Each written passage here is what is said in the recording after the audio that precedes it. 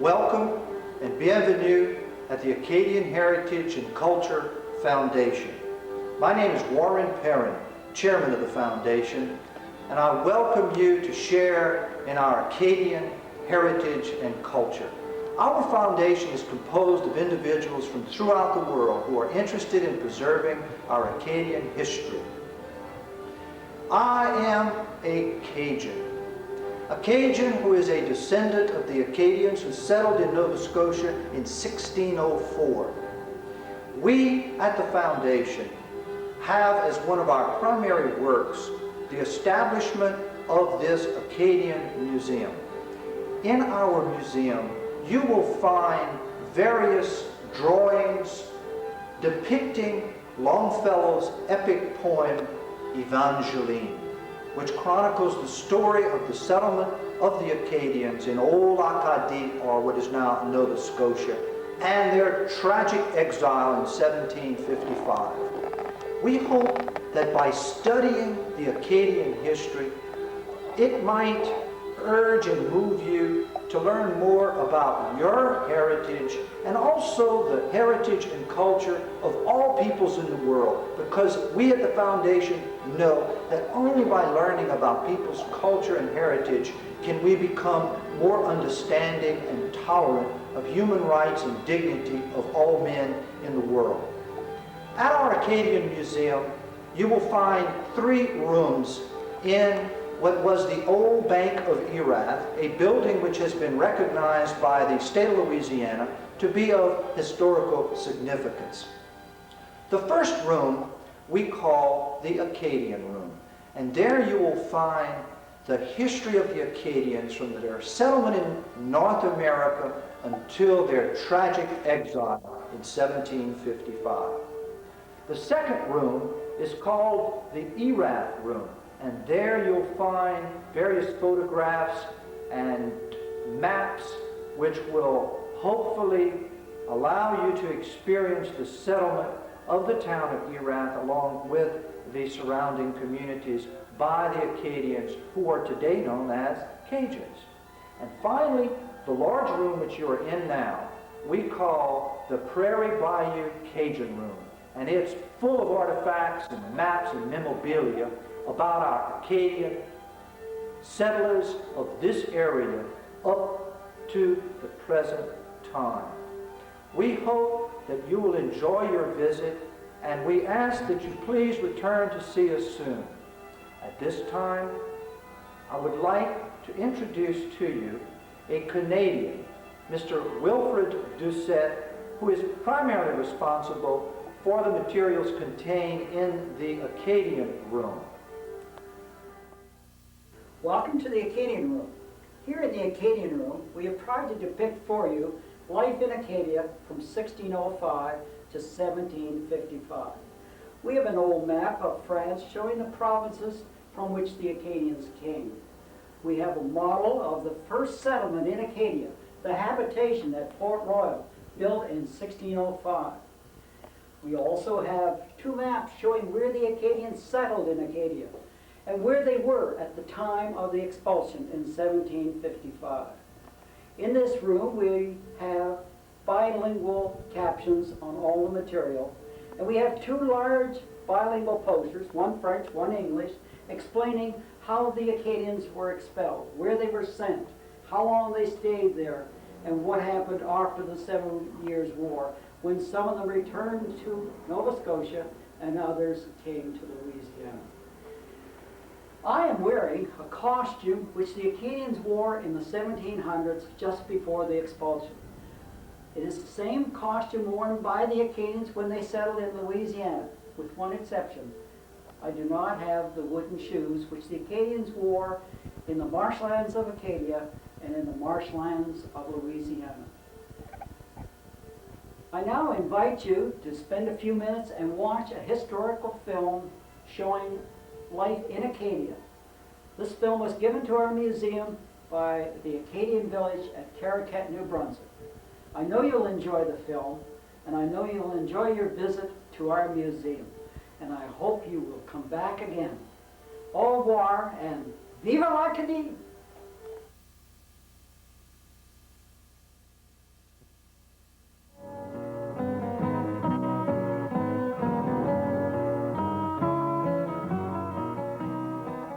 Acadia. Its boundaries were never clearly defined, and the origin of its name remains unclear. But its story has been immortalized in literature, a story of settlement, war, expulsion, and return. Sieur de Monts was commissioned in 1604 to establish the fur trade in Acadia. De Monts chose Ile-Saint-Croix as the site of the first settlement. Assisted by Poutrincourt and Champlain, he brought with him soldiers, colonists, and craftsmen. 35 did not survive the first winter. With the return of spring, the survivors crossed the bay and chose a better site, Port Royal. However, the location of this new settlement was to make it vulnerable to attack and conquest by the British for the next 100 years. Samuel Argall led the first attack in 1613. Port Royal was destroyed and the site abandoned. Isaac de Razilly was commissioned by Richelieu to resettle Acadia in 1632. Following de Razilly's death just 3 years later, a violent feud broke out between D'Aulnay, his successor, and Latour, a fur merchant and rival contender for leadership.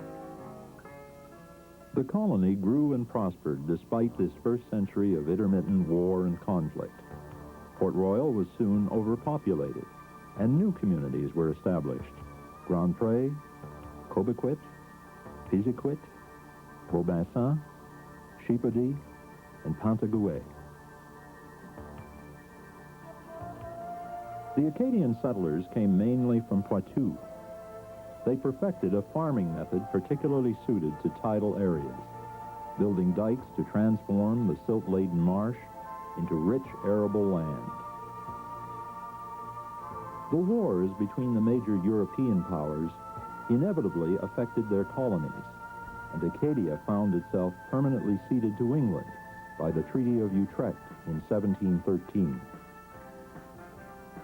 In retaliation, France began construction of a major naval base at Louisbourg and encouraged the Acadians to relocate in French-held territory. Faced with the choice of emigrating to French territory or of becoming British subjects, the Acadians chose neutrality instead and remained on their ancestral lands. The British authorities, however, refused to issue new land grants to Acadians and attempted to repossess as many land titles as they could. These they offered to the many British colonists wishing to settle in the area, recently renamed Nova Scotia. Halifax had been established as the British naval facility to offset the power of Louisbourg. It was now also the seat of government, a government increasingly hostile toward the Acadian population. In 1749, an oath of allegiance was required of all Acadians. Refusal meant confiscation of their lands. Those who chose to emigrate could neither sell nor take their belongings with them. Firm in their position of neutrality, most Acadians refused to take the oath. Rumors of expulsion began to circulate.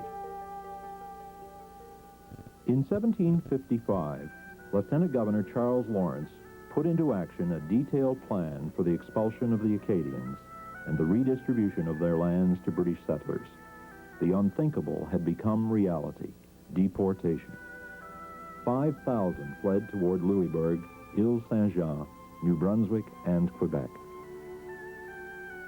Over the next 7 years, 7,000 were deported, most of them to the New England colonies, to France, and to England. In 1758, the fortress of Louisbourg fell to the English, and those Acadians who had taken refuge on Ile Royale and Ile-Saint-Jean were deported to France.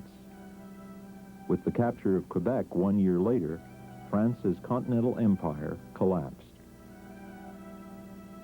The Treaty of Paris ended the 7 Years' War in 1763 and initiated a major migration homeward among those Acadians who had eluded deportation. Over the next 20 years, these refugees quietly returned, settling in remote areas, founding new communities: Pointe-à-l'Église, Arichat and Cheticamp, Memramcook and Bactouche, Tracadie, Shippagan, and Caraquet, Bathurst, Dalhousie, and Campbellton, Saint-Basile and Edmundston, Passepébiac and Miscouche, and the Ile de la Madeleine. By the beginning of the 19th century, they were a forgotten people, living on the fringes of maritime society in isolated villages, fired by one ambition: survival. This century was to be the golden age of maritime Canada, but it would make little difference to the average Acadian. The church provided leadership during these early years. Parishes were established throughout the region, the presence of the parish priest instilling a sense of security and permanence in the community. The clergy, most of whom were from Quebec, shaped the aspirations of Acadian society and guided its course. They often provided the basics of education as well. Although a rudimentary public school system was in operation by 1816, education in these county schools was provided by itinerant teachers and was available only on a very irregular basis until 1850. In 1864, Collège Saint-Joseph was founded by Père Lefebvre in Memramcook. The precursor of Université de Moncton, this institution of higher learning was to become the training ground for the future leaders of Acadian society. In 1867, Israel Landry began publication of Le Moniteur Acadien in Shediac. This first French-language newspaper in the Maritimes was indicative of the growing sense of self-awareness among Acadians. In 1871, a new education law established a single non-confessional school system in New Brunswick. Vehement protest from the Acadians finally forced the authorities to grant them separate schools in areas where they constituted the majority. Although largely a symbolic victory, it was the first instance of collective action on the part of Acadians. In 1881, the first National Convention of Acadians was held in Memramcook. 5,000 delegates attended what was essentially a collective affirmation of the Acadian reality. A national holiday was chosen, and at a later convention, a national hymn and flag. The Acadian Renaissance had officially begun. However, in economic terms, the majority of Acadians were in a desperate position. The Jersey companies from the British Isles had been in control of the fisheries since the end of the 18th century. Remuneration was according to a barter system. Each fisherman's catch was exchanged at the company store for goods and foodstuffs which he had no other means of obtaining.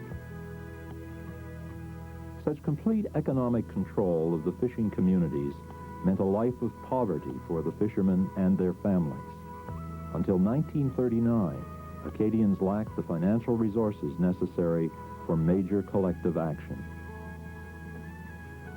At the beginning of the 20th century, the goal of an independent collective economy became a major priority. Food, fishing, and agricultural cooperatives were organized. Credit unions were set up, their success resulting in the establishment of a Federation of Caisses Populaires Acadiennes in 1945. The first steps towards a better future had been taken. Long ago, in 1847, when Longfellow wrote his epic poem Evangeline, he gave the world a first history of the Acadian people. Although based on imaginary characters, it told a true story of a people's suffering. Throughout their often difficult history, Acadians have strived to maintain their unique identity. The Acadian Historical Village, spanning the years from 1780 to 1890, gives testimony to their efforts and perseverance. We bid you welcome to this, the land of Acadia.